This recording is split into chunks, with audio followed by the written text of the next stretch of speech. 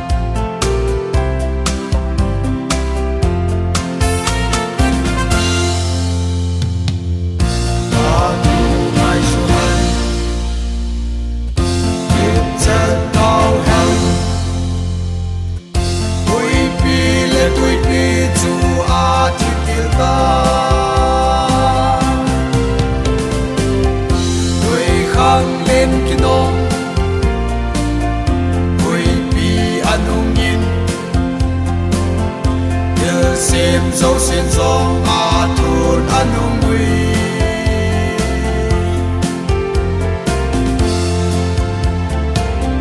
khi mà hi lâm pi lệ thu ta kahi khi sa chi lâu chu ba ko manung po dum kim gan thei te za cho lun ke za bo hin na na nei di wa hi ta tu mai su han ke cha tao han oi pi le tui pi chu a ti til ta